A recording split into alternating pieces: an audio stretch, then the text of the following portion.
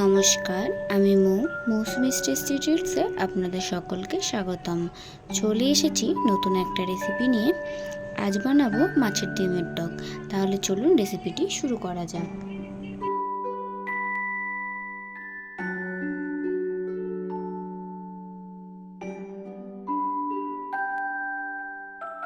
মাছের ডিমের টক রান্না করার জন্য প্রথমে গ্যাসে কড়াই চাপিয়ে তেল গরম করে নেব। তেল গরম হওয়ার পর দুটি শুকনো লঙ্কা মাঝখান থেকে চিড়ে তেলের মধ্যে দেব। 2 থেকে 3 সেকেন্ড ভালো করে শুকনো লঙ্কা ভেজে নেওয়ার পর তাতে কালো সর্ষে ফোড়ন দেব।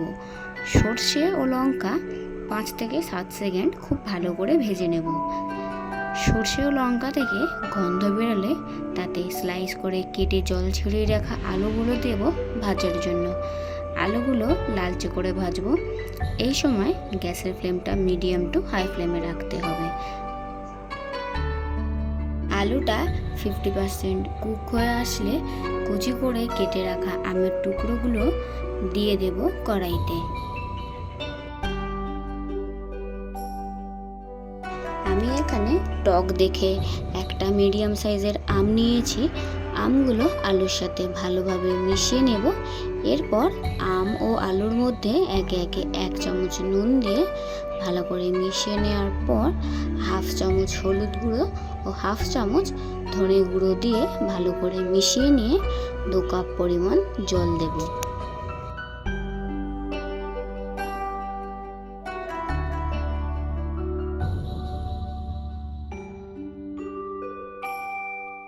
জল দেওয়ার পর ভালো করে নাড়াচাড়া করে নিয়ে 10 থেকে 12 মিনিট সময় নিয়ে ফুটতে দেব।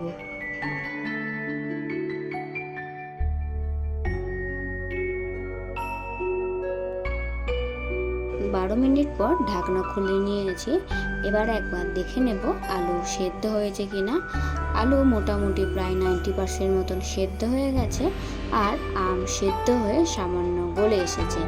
এরপর ভেজে রাখা মাছের ডিমের বড়াগুলো একে একে কড়াইয়ের মধ্যে দিয়ে আরও 2 থেকে 3 মিনিট সময় নিয়ে ফুটিয়ে নেব।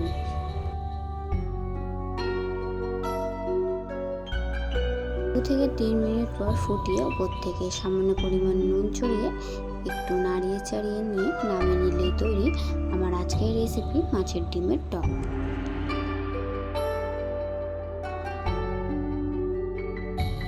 আমার আজকের রেসিপি আপনাদের কেমন লাগলো সেটা অবশ্যই কমেন্ট করে জানাবেন। ভিডিওটি ভালো লেগে থাকলে অবশ্যই একটা লাইক করে দেবেন। আর আমার পরিবারে নতুন হলে চ্যানেলটি সাবস্ক্রাইব করে পাশে থাকা বেল আইকনটি অন করে রাখবেন, যাতে নতুন নতুন রেসিপি আপলোড করলে সেটা আপনাদের কাছে দ্রুত পৌঁছে যায়।